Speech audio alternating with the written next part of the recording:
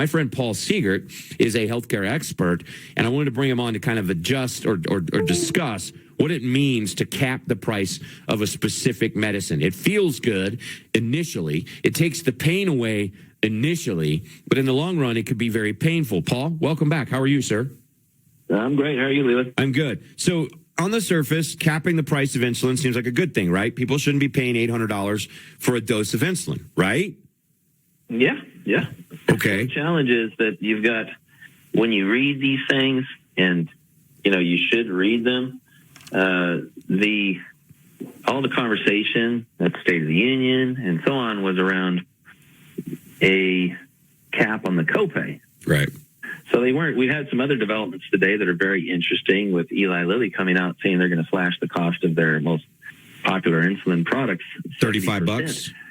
Yeah, but all the stuff that the Biden administration was doing, and they have enacted now for those with Medicare, capping the copay at $35. That really, it sounds great from stage, but if you're telling the pharmaceutical industry, hey, we're not going to tell you what you can charge overall, we're just going to tell the health plans not to charge the members more than $35, so keep doing whatever you want. In fact, it'll even be more behind the curtain. They're just going to continue to elevate prices.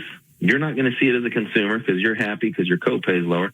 Your insurance goes up. And your renewal premium goes up. I mean, it's really that simple. You're squeezing a balloon with about a 12-month delay. And we've seen that happen over and over. That's a really great analogy, squeezing the balloon with a 12-month delay, because people won't see the pain of this until the next time we go back. And the interesting thing is everybody will see the pain, right? It's not just going to be people who use insulin. Right. It'll be everybody. They'll spread this across the insurance cost. Yeah. They'll spread this all the way across the pool, which means all of us will pay more for health insurance next year because some people get to do $30 insulin.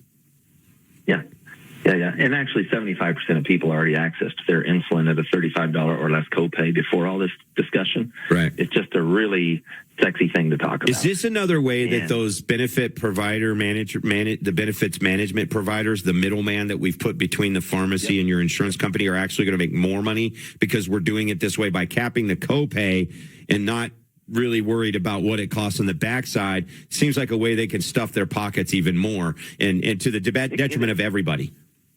Yeah, absolutely. Yeah, as soon as we need more transparency, not less. Right. So I want us to have these conversations around total cost. And that's the issue I see, too, with the Medicare is going to negotiate their own drug pricing thing that came out through the last couple of years with COVID and everything else.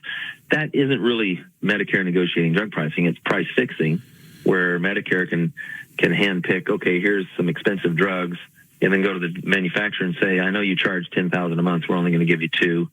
If you don't accept that, then we're going to assign an excise tax for 95% of your revenue outside of Medicare on that drug. I mean, that's not a negotiation. No.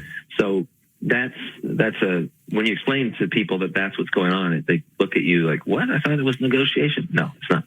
And then what we're already seeing when that went into effect with a big delay, because none of that has even kicked in yet, but just knowing that it's coming, new drugs are coming to market at a higher price than they would have. They're already accounting for it and making up for it. Right. By just bringing out new drugs that are more expensive. Yeah, so basically, if you're unlucky enough to get the big C diagnosis in a year, you don't realize how this is affecting you because you don't know right now. But the one drug that can treat that cancer that you end up getting might be $150,000 instead of $25,000. Yeah, and if you're not in Medicare, the bill didn't do anything about the other payers. Right. So you got about 51% of us now that get our coverage through the government, which is, to me, that's one of the biggest things that happened in America in the last couple of years. Yeah. That's a huge, huge milestone, but it's probably its own show. But then you have 49% of us that still get it at work. Well, the other thing about that is if Medicare is going to underpay, essentially, for a service, a drug in this case, then the industry is going to turn around and say, well, shoot, the drug was $10,000 a month. If you're in an employer plan, let's charge those people $20. Let's charge those people $15.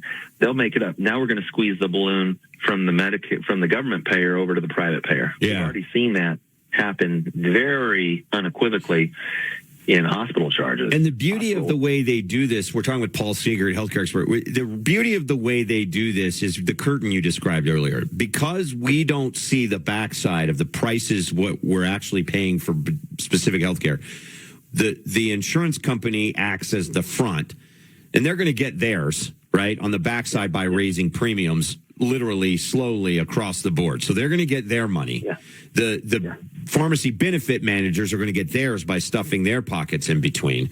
The pharmaceutical companies are going to get theirs by raising prices on other drugs that we never see that price increase, all the while ratcheting up the price of our monthly health care, and all the while politicians continuing to scream as if they care and come back and do things like they just did with this, which actually exacerbate the problem. It keeps them relevant, and the American people have no idea what's being done to them behind their back. Yeah, exactly. So all the 14 or 15 lobbyists that we have per member of Congress around protecting the way that kind of the status quo of how we all pay for health care in a non-transparent and overpriced way is protected. And then people trot out and say, hey, we're going to do a copay cap. All right. And my answer is, who cares? Yeah. In fact, just don't do anything at all and it would be better. Right. Now, then you have this on the other side of the coin, amazingly, what seems like it's an amazing act of kindness or benevolence. Eli Lilly comes out today and says we're slashing the cost 70% of our Humalog and Humulin, our most commonly sold popular insulin products. And they're Why probably is that happening? right. You know, they've got for 100 years. You've had three companies who have controlled the insulin market because of how kind of the ways that you can pervert might be too strong, but maybe not. The patent laws in this country. There's no generics other than branded generics, which means they make their own generics that then don't get on formularies and you can't access. They have controlled it because if they slightly improve, they can kind of refresh the patent protection period. Right, so they've been stringing that together for 100 years. Wow. And allowed in every country of the world. We're weekly head scratching things. Wow. And this is one of them. And so Eli Lilly comes out today and says we're going to slash the price 70%. And you know, everybody's like, "Wow, this is amazing. This is good." Right. I mean, I'm happy about it. However, then I look at it and say, "Well, then what? Just the last however many years, right? And why would they do it?" I think the best analogy I can come up with is it's like the Hollywood saying, "We're going to come out with our own rating system so the government doesn't do it for us." Right. There's enough pressure in the marketplace because of people like you that have been using their mouthpiece to educate America as to how much waste there is, that there finally could be enough political will culturally in this country to do something about it. They're like, hey, if we're going to protect this little three-way monopoly we got, we better start voluntarily doing some good things here. They're acting like the mafia, like giving to charity so that nobody looks under the hood. Paul, I'm glad there's guys like you out there that are giving voice to this. Thanks for your time today. We'll talk again soon because we've got a lot more to talk about. Thanks for having me. All right, brother. Paul Seegert, healthcare expert.